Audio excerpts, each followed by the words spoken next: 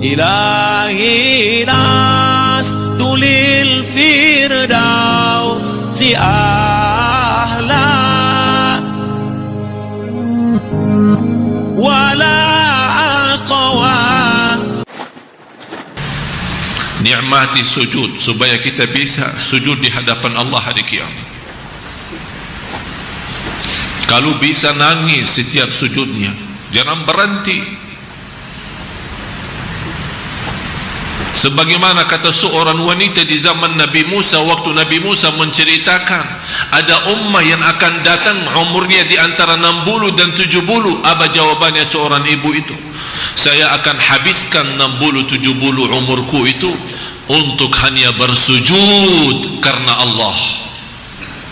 60 dia mau habiskan dalam sujud.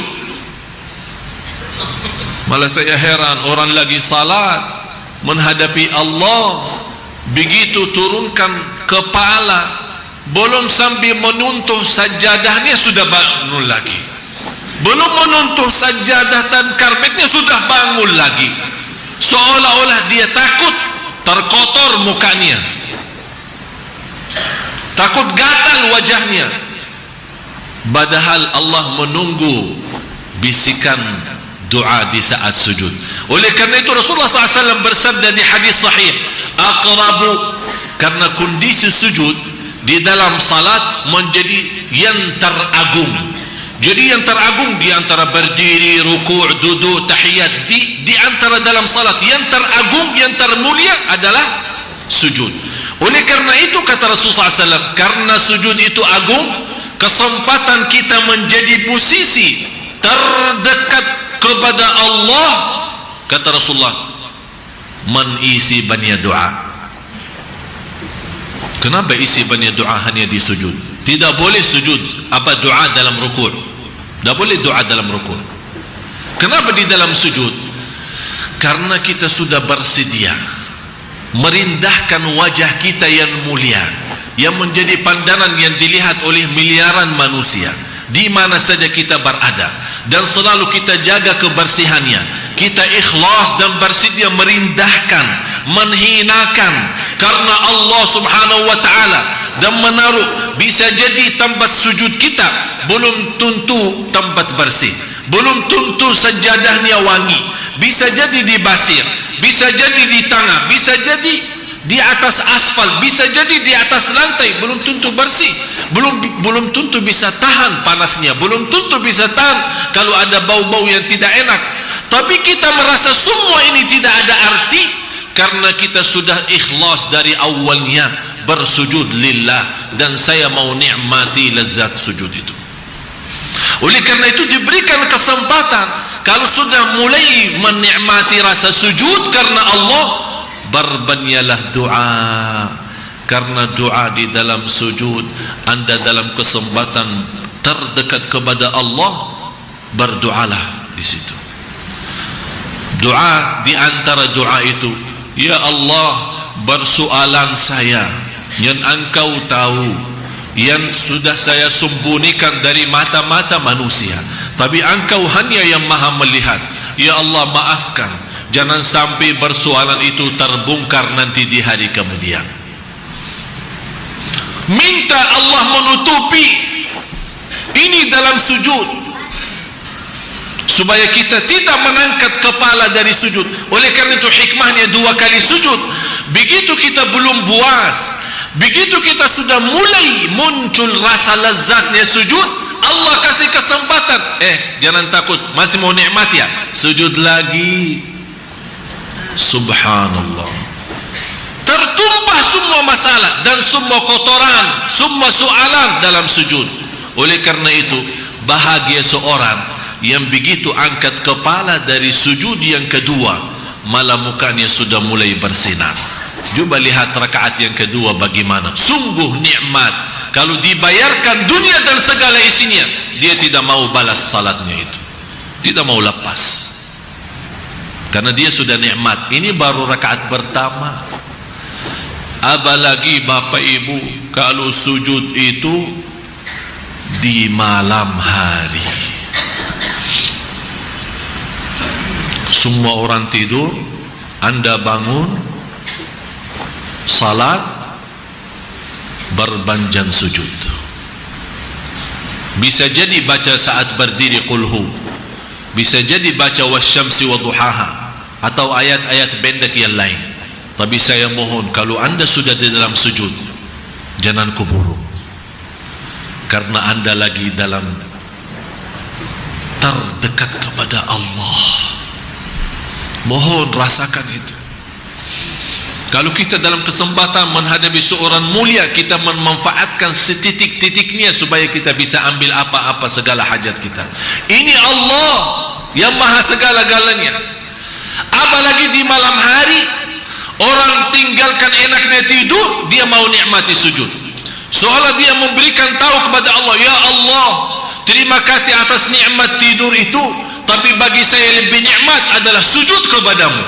Kita tunjukkan itu. Sungguh jamaah sekalian, yang istiqamah sujud malam hari luar biasa. Saya akhiri satu cerita terjadi sama saya. Semalam habis maghrib, saya sunnah ba'diyah.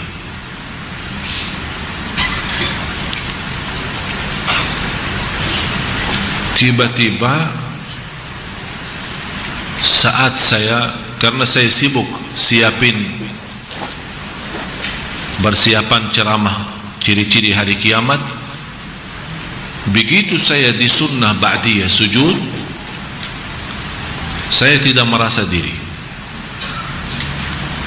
Yang terbayang selama sujud hanya hari kiamat. Dan saya di saat itu merasa diri, ini dari dalam sujud, merasa diri di hadapan Allah, dan Allah buka buku amal. Sungguh jamaah sekalian,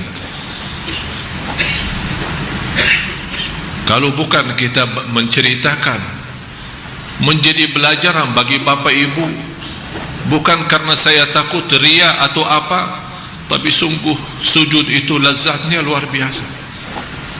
Ternyata selama ini belum kita mampu menikmati sujud.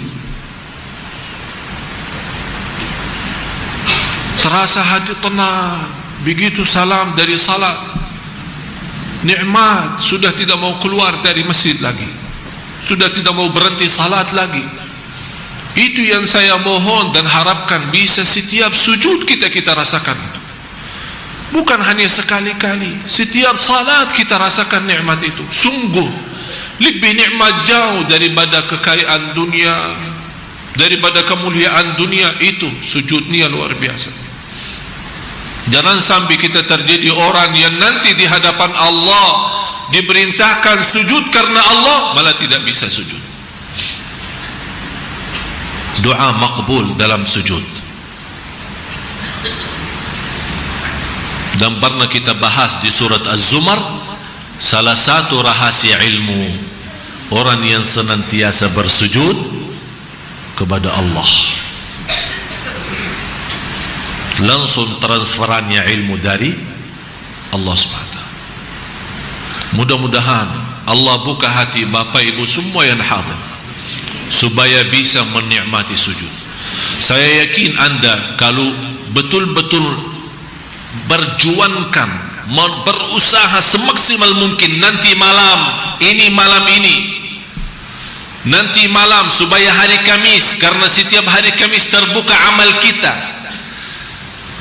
buku amal terbuka setiap hari Senin Kamis, dan Allah mengampuni semua yang terlihat bukunya, kecuali dua orang yang saling marah dan saling tidak memaafkan, saling terputus silaturahimnya. Dalam kesempatan supaya nanti pagi hari saat terbuka amal kita, di antaranya tertulis oleh malaikat, malamnya sudah lazat sujud. Itu yang saya harapkan. Jangan sampai terbuka buku amal kita besok pagi sudah tertulis sebelumnya malam ini ada tertulis sudah mendapatkan lazatnya sujud. Mudah-mudahan Allah kuatkan dan buka hati Bapak Ibu semua.